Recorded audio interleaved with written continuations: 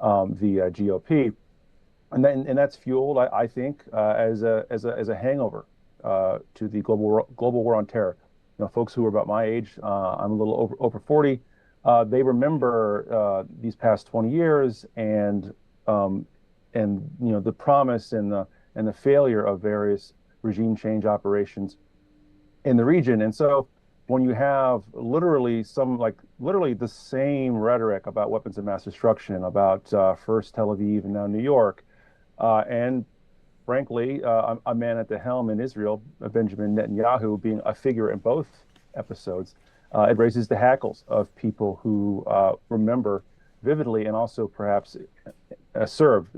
In my case, I served in Afghanistan. But there is a generational split. On the opposite end of this, you have older conservatives whose memories of Iran in the 80s and of course the hostage crisis still loom large for them. And so I think, for a while, this impulse to deny Iran the bomb, but also maintain a certain amount of distance from the region, these two things were not in tension, because at least it seemed that negotiations between the U.S. and Iran were bearing some fruit. But now they obviously are in tension with the start of Israel's war in Iran. And so now I think that's why you're seeing this quasi-civil war now in a way that we hadn't quite before.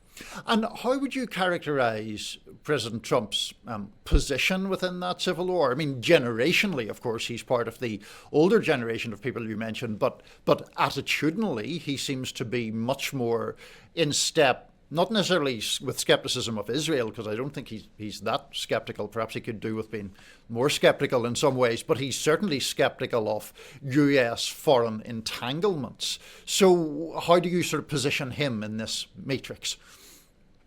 Well, if I was the Donald Trump whisperer, I could probably make a lot more money than I am. I certainly think that he took the pulse of the base in a way that other politicians either couldn't or wouldn't.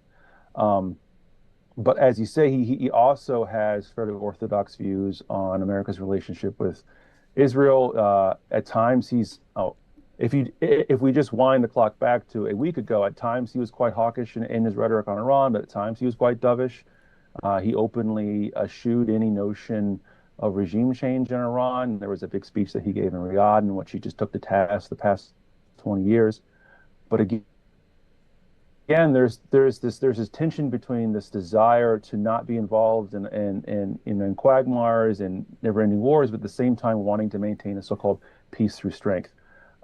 We've seen a lot of the strength. We haven't seen so much of the peace thus far, because even though the MAGA base, or certainly the GOP, has eschewed this notion of nation building, this notion of non-ending wars, they have not given up on the notion of American primacy in the world, particularly in the Middle East. And again, these two things were not in tension, but now that they are, and that's the worry that he's going to choose primacy over restraint. And if that happens, and if US forces get directly involved in an assault on Iran, do you think that will deepen these divides that we're talking about within the right writ large, or do you think it is more likely that there will be a coalescing within the right around Trump's position if he goes in?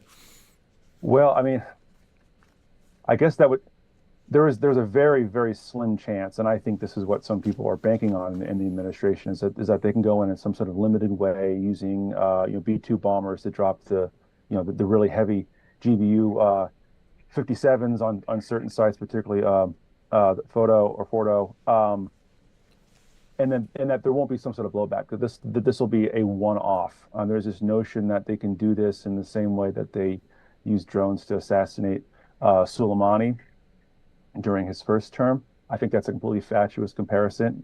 Soleimani was one guy. He was in Iraq. It was a limited strike. This is a overt act of war. So I think far more likely is that if, God help us, if the United States does launch some sort of limited strike on Iran's capacities, there's going to be some sort of response from the Iranian government. I mean, they can't not. I mean, from their mind, this would be a direct strike on their existential survival. So in that case, if they lash out and there are serious American casualties, yes, I do believe that the blowback here domestically is going to be huge, because it's going to be very difficult in that case for the administration to push back from the table and declare mission accomplished, because then the impulse to wave the bloody shirt is going to be far too strong to resist. Mm-hmm.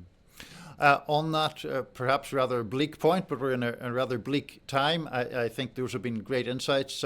Brandon Buck of the Cato Institute, thanks for joining us at The Hill. Thank you.